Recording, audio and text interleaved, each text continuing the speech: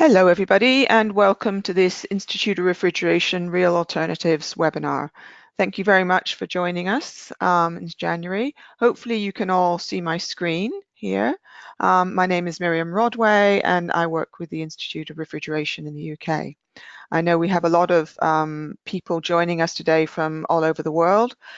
So if there is anything that you miss or anything that you have questions about, please do not hesitate. You can email us afterwards, or there is actually also in the small control panel, as a webinar listener, there's something that says chat, and there's also something that says questions.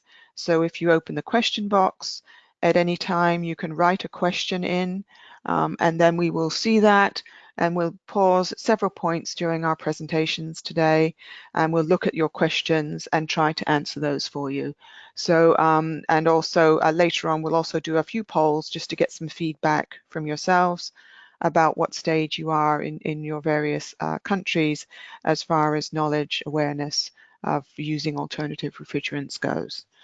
So if you just look on the box there, there's a little, I think it's a little question mark or a little chat box, and do feed those in, and we'll look at them when we come to the pauses in the presentations. So again, thank you very much for joining us. This is a repeat of the webinar that we did in December, and we're just doing them fairly regularly at different times to suit people's availability and to keep you up to date with our project on alternative refrigerants awareness and training. The project's been running for 3 years already, and we have another 6 months at least of development work and continuing our rollout as we expand throughout Europe and beyond now, increasingly interest outside of Europe. So we are just about good on time, I think, so we'll begin giving the talks. So as I said, welcome to those who've just joined us. We're talking here about real alternatives for life, the refrigerant emissions, alternatives and leakage, blended learning for low GWP refrigerants. The acronym REAL comes from work that the Institute of Refrigeration has been involved in for several years, looking at leakage reduction and now increasingly raising awareness of alternative refrigerants based on the expertise of our members in the UK. In this program, we're working with a whole team. As you can see, the logos on the first slide there. The UK is the original coordinator of the project, but we're working with partners in Europe, in areas such as Poland, Germany, in France, Italy, and also in Belgium. So we're making sure that we do involve a lot of people and we all work together on this. So the purpose of the presentation today really is looking at the e-learning element and how you can get involved in that and how you might be able to use it. So real alternatives for life. Here's a couple of logos which explain what we're trying to achieve with this project, the purpose. The purpose is to provide multilingual e-learning programs covering at least 14 languages, and in fact we are at 15 languages now. The idea that we can provide some consistency across the various different countries in the knowledge and awareness of how to use these refrigerants as demand increases. We call it blended learning because we have a mixture of e-learning, training courses, general information on alternative refrigerants. And as part of these programs, we also have some assessments, various levels of certification. And last year, we were able to do some teacher training. So we, on the basis of teacher training carried out in several different countries in Europe and also in Turkey, we also have some training resources that teachers can use. And this is all included in the Real Alternatives package. So the objectives of what we're doing here is to increase the knowledge amongst technicians, specifically in those countries, but increasingly in really any country or any employer or any training provider who wants to get involved. It also helps to address inconsistencies across skill levels, which means that we're all working to the same level globally. And it's of course important. We know that training and awareness has always been seen as a barrier to the take-up of new technology, and particularly concerns around safety and reliability of alternative refrigerants. So one of our main objectives was to help overcome any reluctance particularly from the owners, but also from the users, because they have good information about how these refrigerants can be used safely.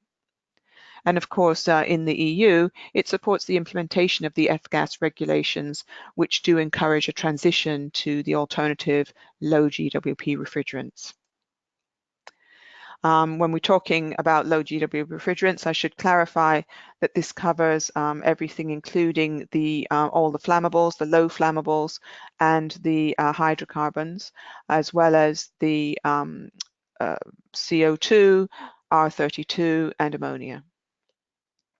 So the resources available as part of the project includes a website where you've got lots of information about what's happening, different events and materials that you can download. We have an e-learning link that's available from that website. We have a number of guidance notes that you can just download and look at as self-study or pre-learning materials.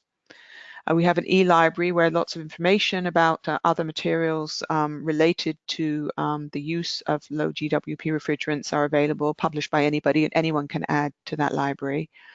At the website, you can also sign up to our newsletters to keep in touch, and there's a list of training providers. So if you want to go on a practical training course, you can see a list there of any training that's happening in your area and general news about the project. The resources we've got are available across Europe, and this is our sort of map showing which countries are currently involved in terms of the languages available. So you can see we have covered the majority of Europe, and increasingly, you know, we've added here in the left corner New Zealand, and we'll be adding countries also in North America and various other countries in the future. We are constantly in negotiation with different countries who want to get more involved and take advantage of the material that's been developed. So the e-learning element, which is our first element of our blended learning, includes 9 modules. Each module covers all of the range of refrigerants because we wanted to give everybody information about what choices are available so that they really understand why one type of refrigerant is used in an application rather than another. Module 1 is mandatory, so that covers a general introduction to the properties of the alternative refrigerants that are available. We have a strong focus on safety and risk in Module 2. Then we look generally about design, Module 3, go into an area that we're very keen to promote, which is containment, preventing leakage, because although these refrigerants have much lower GWP, we do know that any leakage will affect their efficiency and their performance and reliability, so it's critical that leakage is addressed. We then have guidance on maintenance and repair. We have a short module on retrofitting, just to understand the limitations really. And then we have a checklist of some of the key legal obligations that apply to alternative refrigerants, and that is specific to the EU. And then we have 2 modules that look at how, as perhaps a consultant or contractor, you can encourage the customers that you work with to address issues around leakage and measuring and monitoring and recording the use of refrigerants. Although these refrigerants are not covered mostly by the F-gas regulation, it is really good to adopt some of those good practices even for these refrigerants, and that's what we would encourage. So you've got templates and all sorts of ideas there. So in order to access the e-learning, and I should state that the e-learning is completely free of charge, it's available to anybody in whatever language you wish to use it. All you have to do is go to our website, realalternatives4life.eu, and here the first button is e-learning. So once you press that, this page will come up, and there's a button that explains the different modules and the different languages available, and then you can click here to register for the e-learning. Here, as I say, it explains all the different languages available. So when you're registering, or if you're trying to encourage people that you work with to register, it may come up in English initially, but you can choose the language, and then all the registration and all the material will be in the appropriate language for the user. And once they have registered, they then need to go and select which course they want to use. So they have registered, they will get a password, then they log back into the e-learning, and they can always get a reminder for their password here, and then they choose which course. So for the purposes of this talk, I'll show the English, but as you can see, Spanish, Polish, various other languages are available. There is an introductory page when they start the e-learning, and this includes some important information. First, a general course description explaining how the course is put together and the purpose. And then once they've read that, you can go straight on to the learning path. And the learning path is where you actually access the different e-learning modules.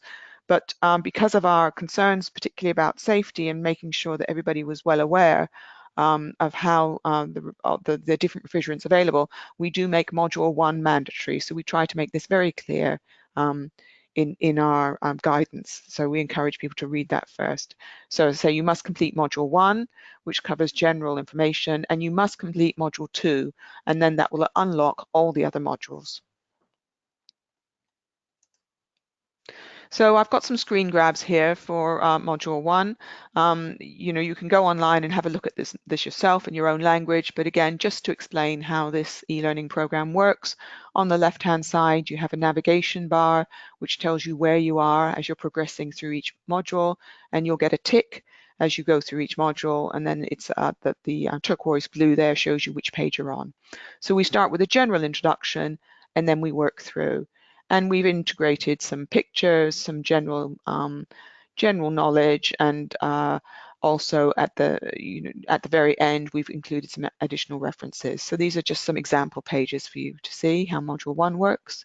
So once you finish module 2, you then go module 1, you then go on to module 2, and this is the key contents of the module 2, the actual headings of the contents, and you would work your way through each of those in order to access these other modules. When you first open the e-learning, only module 1 will be visible, and then once you've done that, module 2 will be visible, and then finally all 9 modules will be shown. So here's again a sort of a random page from module 3, the design module. So even if you're not working in design, it's really important to have an understanding of the different design options and how these might work in principle, just as background knowledge. So here again, an example of one of our pages showing a subcritical cascade system basic design, explaining how that works. And you can see some of the contents in that module here.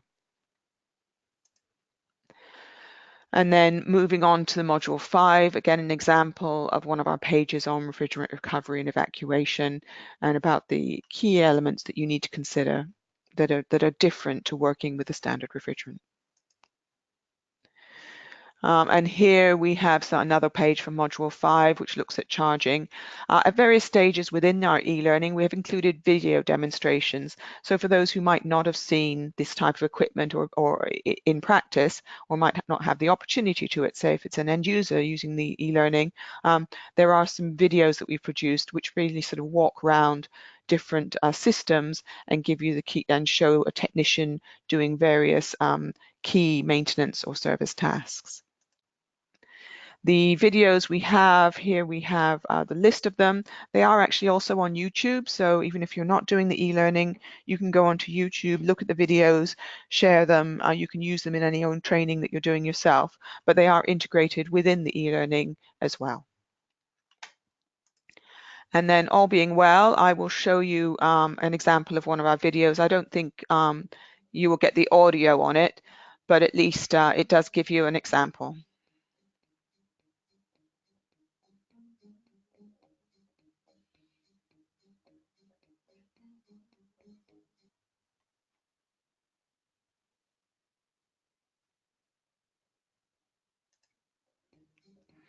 Nope, just restart that one again.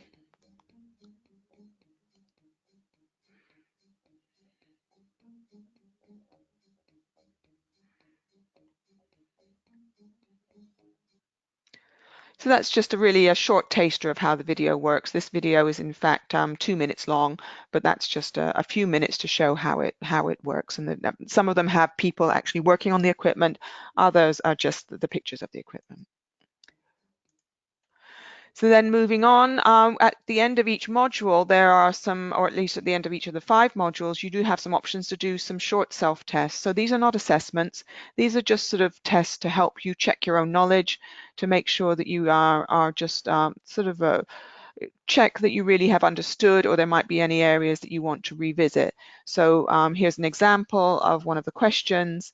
There are 4, it's a multiple choice, and at the end, when you have finished all all of the 4 questions, you will get some feedback saying whether your answer was right or wrong, and you might then think, well, maybe I skipped through that module a bit too quickly, or it just confirms that you did take things on board. So you can go back and use the e-learning again anytime. Those modules are all available, and you can also retake the short assessments. So they are just self-tests and not really any form of assessment. We do have assessments in the program, but not for the e-learning. And as I mentioned before, at the end of each module, there's a section that says additional resources. So we didn't want to confuse the e-learning by inputting lots of really complex documents within it. So at the end of each module, there are a list of other areas that if you want to find out more, if you have questions, you want to do some more investigation, there is a list and some links of different areas you can go to find out more about that particular aspect. And then later this year, we'll be introducing a certificate of completion for the e-learning. This will be automated, and once you've completed all 9 modules, which means you've looked at all of those pages and gone through and got the little blue ticks in each of the boxes, you will be able just to download a certificate that says that you have followed the e-learning course. So it's not an assessment, it's just an awareness course on alternative refrigerants. But we do know that people, having invested quite a lot of time and energy in doing the e-learning and going through the whole thing, they do find that useful to have a bit of paper that confirms that for their CV. And as far as the, apart from modules 1 and 2 being mandatory, the other modules you can skip around. You don't have to cover all of them. You can just do 1 or 2, whichever ones are useful to you. But if you want to get the certificate, you have to have looked at all of the module pages and gone through the complete course. If you do not like e-learning, if you find that that is not your ideal way of learning, then we also have booklets. So the material from the e-learning, it's much less interactive, but the same material is available as download booklets. So you can download those as PDFs and keep them on your computer, or even if you felt you wanted to, you could print them out. And again, those are available also in all of the 15 languages. That's available from the website. You can just register and then print those off. There's no cost for any of this. And then thirdly, so the third blended element is practical training. So we do understand that knowledge and awareness is useful, but that actually hands-on training is essential if people are going to be working effectively with these kind of systems, these kind of refrigerants. So in addition to doing the e-learning and the revision, there is options for practical training. Now, it depends on each country that wishes to offer practical training does have to have a national lead body, and my colleague Relika will speak about that after me. So it's not available currently, practical training is not available in all countries, but on the website you can go and see where it is available and which training providers have been licensed to offer the practical courses. These are standard course design, standard assessment, standard test equipment and training equipment that has been designed to fit in with this program. So we do license practical training courses, so that's available and you can look that up. And then really that's the final element of talking through the e-learning. We are very interested in finding out from you how you are using alternative refrigerants and how you are managing the transition. Obviously those who've joined the webinar today are people who are interested in skills and interested in alternative refrigerants. So in order to continue to make sure that our material is relevant, we do a lot of surveys asking people what stage they're at and how they see the market moving in the future so that we can keep our material up to date and amend it and extend it in the future. So we'd really encourage you to go to our survey. It's a short sort of 10-minute survey, so and complete that if at all possible. If you can find the time to do that, I think I'll send you the link after the webinar, and that's really helpful for us to make sure that our material is up to date and that we are addressing the needs that you have as people working in the field. And just before we go into that, just to sort of get a bit of literally a straw poll, I will launch, hopefully, one of our online polls so we can just get a feeling now from those who've joined us about some of the issues around the use of alternative refrigerants at the moment. So we're going to launch a poll. Hopefully that will pop up in order for you to see that. So we're asking, you know, what extent do you believe a lack of training is a barrier to the take-up of low GWP refrigerants. So you can see we've got 4 options there. So those of you who'd like to contribute to our poll, please do. We can see the results here as they come in, and as soon as I think we've got to the point where pretty much the majority of people have voted, I will share the results with you. So please do take part in the poll. It's not entirely scientific, but it's useful to get an understanding for those who are taking part where they feel the barriers remain. I've got about half of the people have voted, so any last votes coming in before I close that one? So I'll just close that and then share the results with you.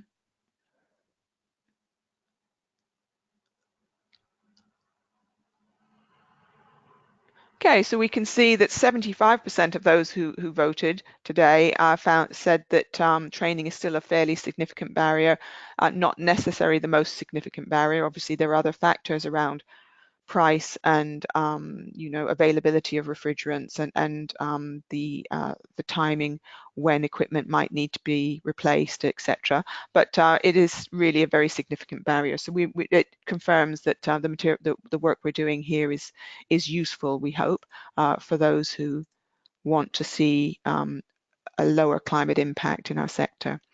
We have another poll we'll go for then. How do you expect the demand for training to change in the next few years? So I'll just launch this one for you.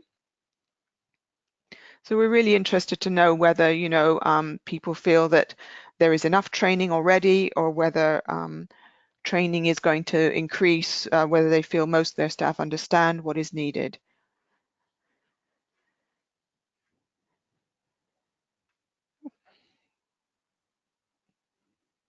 Just give you a few more seconds to vote on that one. Okay, that's good. I'm closing it and sharing it. So a really strong view here, if you can see that, which says that the majority of people saying that training demand will increase. We still have a long way to go, it looks like, to make sure that everybody who needs to have this training has achieved it. So we're hoping that something like a free e-learning will at least be a good start for a very accessible proportion of the market. So our third poll, do we believe there is enough training capacity? So that one is just coming up on your screen now.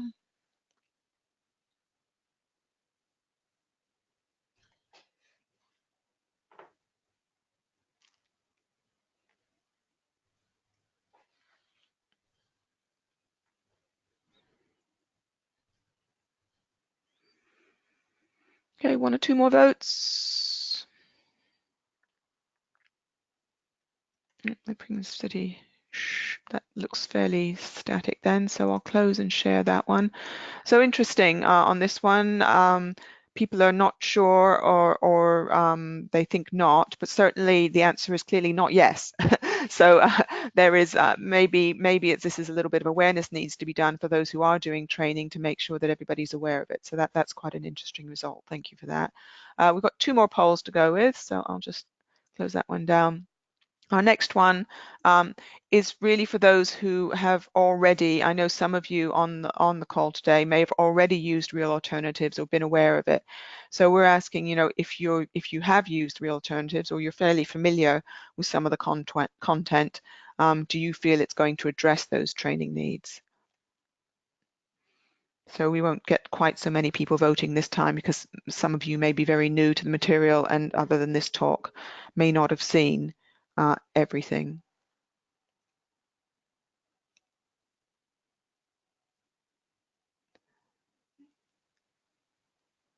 A few more seconds. Any last votes before I close this one?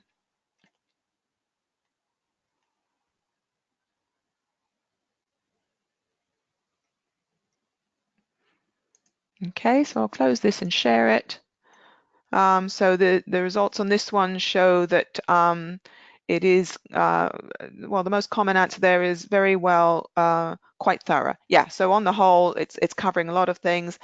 Some people feel that there are some gaps. So if you do feel there's some gaps, we'd be really interested to hear from you. Again, either in the chat, the questions, or the email subsequently, what you feel is missing, because, you know, there's always an opportunity to update these things over time. And we'd be really interested to add more material to it. So please do feedback more on that. It's difficult here to put too much detail, but at least it gives us a sense of the majority of the feelings. So our final quick poll, if you bear with me, based on what you've learned or what we've been talking about today, are you likely to use the real alternatives training either? I think this would apply both personally, or whether you would like to recommend it within your employer, or as a trainer that you might wish to sign up as a training provider, or even as somebody who's in a country which doesn't currently use real alternatives. Would you recommend it perhaps to your policy makers, your training authorities and environment departments? Okay, so we've got a few more collected here. Closing that one and sharing the results.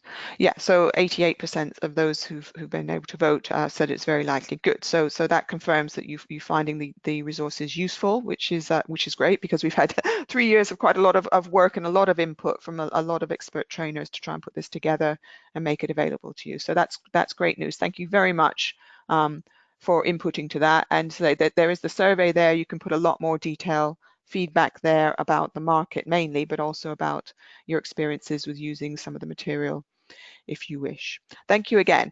And I will now hand over to my colleague. Sorry, questions before I do that.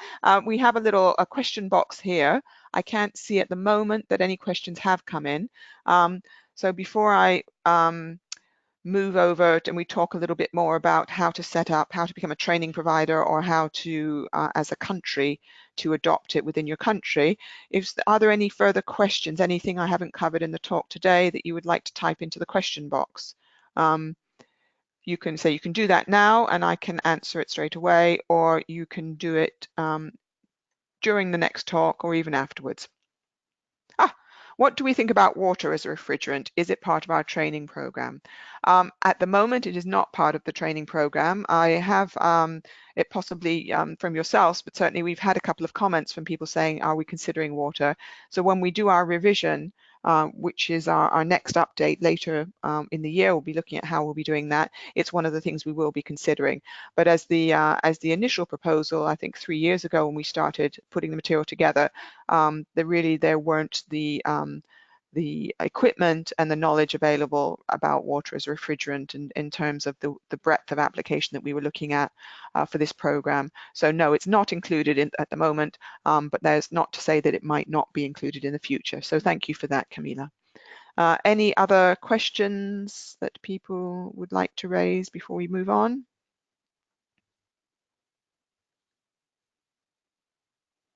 Nope. Okay, so I'll move on then to my colleague Raluca Sisu, and is there any questions you have either for her or for myself, you can just put them in the question box and we will answer them as we get to the end of her talk. Okay, handing over to Raluca now.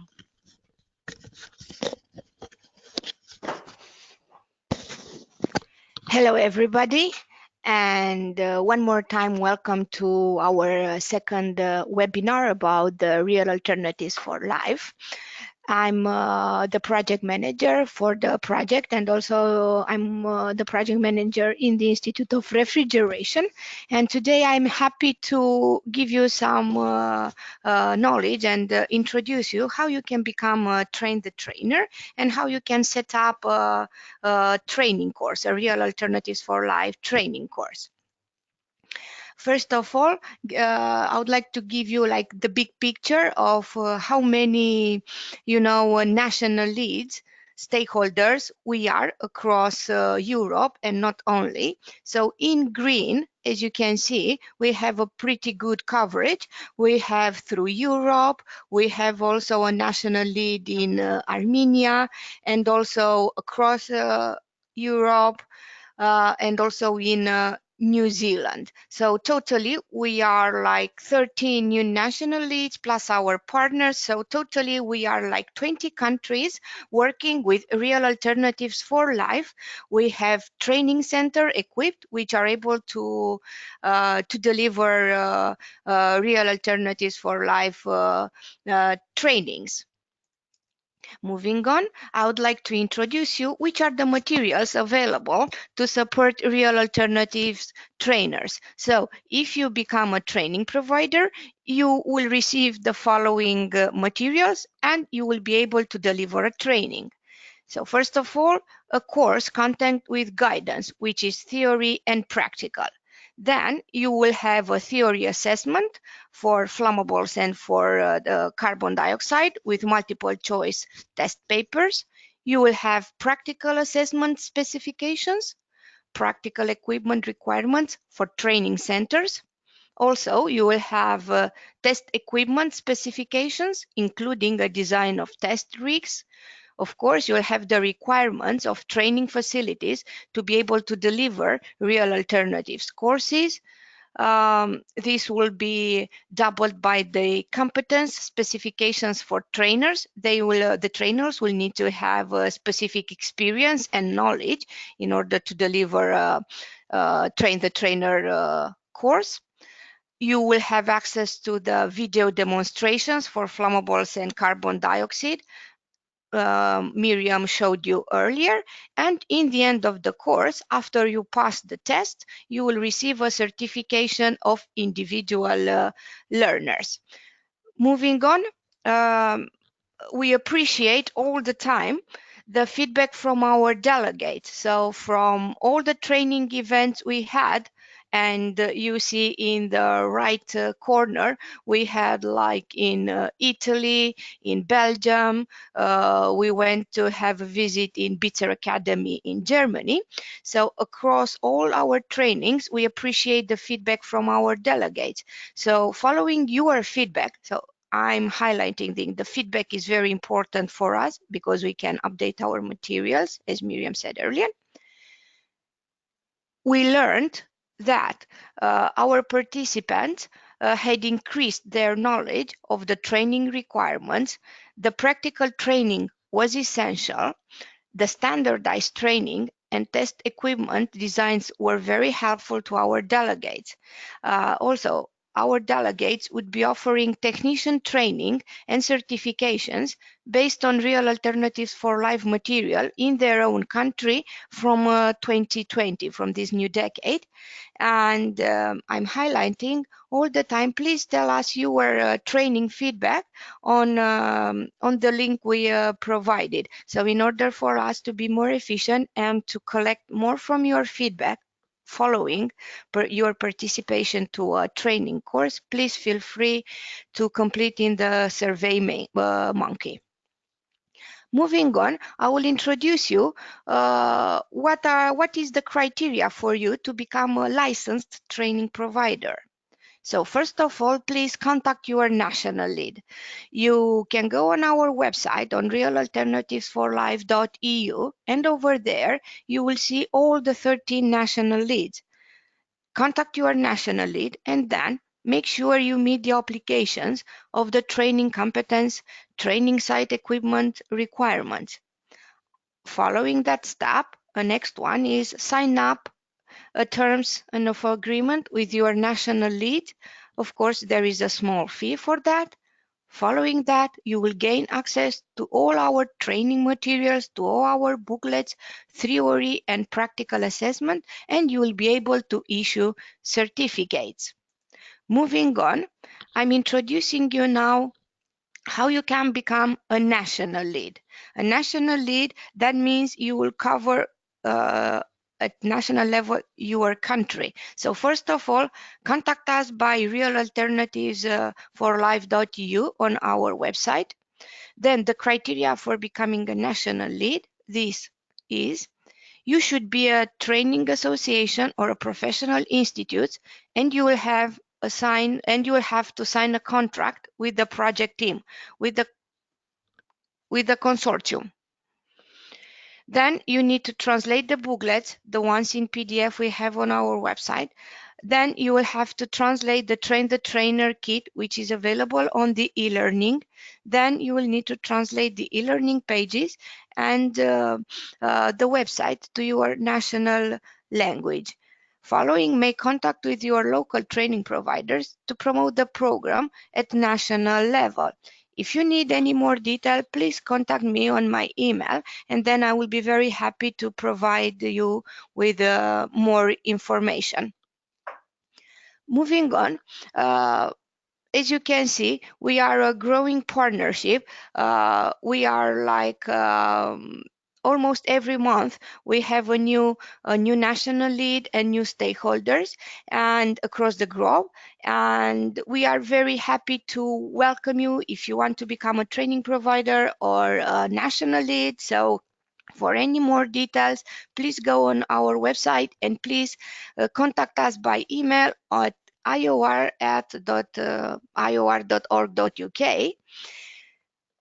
And one more detail, we will be at the ASHRAE Winter Conference at ASHRAE Expo in February, on 4th and 5th of February. So please, you can meet us there.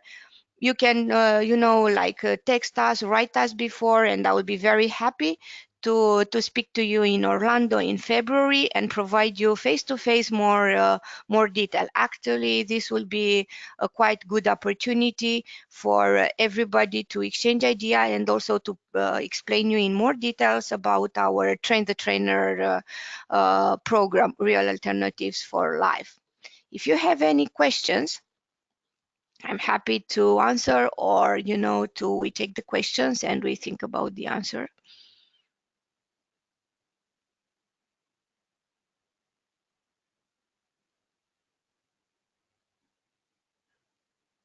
If you want more details about the national leads, about the terms, the contract you sign with us. Okay. So at this stage there is no questions. Then please feel free, if you have any thoughts, to tell us by email at our email addresses I provided you earlier. And okay, a question: national lead will get paid from IOR? No. So the question, okay, I will hand it to Miriam from now on.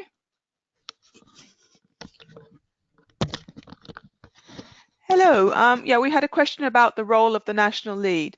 So the national lead, in fact, that what they have to do is they will pay the project team for the rights to be able to translate this material, because obviously it's cost us quite a lot of to develop it. So each national lead, there is a charge that they are charged, and then they can go away and make the translation. And once everything has been translated, we will add it to the e-learning platform and we'll add the booklets to the website, make everything available. The national lead can make a charge then to the training providers locally in order to cover some of their costs. So national leads can make a charge for every training provider who wishes to be licensed to deliver training courses in their country. And then the training providers can make a charge of 25 euros for each certificate that they issue.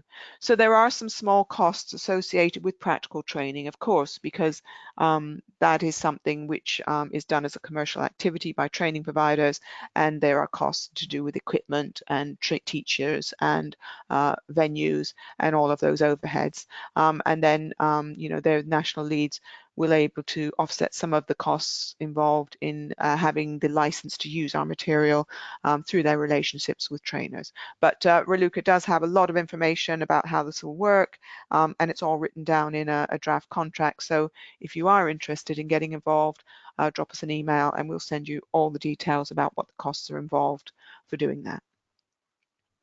Thank you, Sandeep, for the question. So there do not appear to be any other questions. We are available, as I said, there is a great website with all the material, realalternativesforlife.eu, and we will continue to run webinars in the future as the project evolves. So thank you very much for joining us and for your attendance and participation in the polls. You should automatically get a recording of the webinar as well. Yeah, and Nash, sorry, one last question's come in about locations of national leads. Yes, every country has the right to appoint a national lead. We try to have only one national lead in each country, so in order to avoid conflicts or competition. We want to work collaboratively rather than competitively, but we don't currently have a national lead in India, so we'd be very interested in speaking to the Indian Institute or Association about setting something up. So yeah, we'll get in touch with you about that. Okay, and anyone else similar situation, if there's not a national lead in your country already, do contact us and we'd be happy to set something up. Thank you very much. Okay, so yeah, do get in touch in future if you need anything else from us. Thank you. Have a good day. Bye.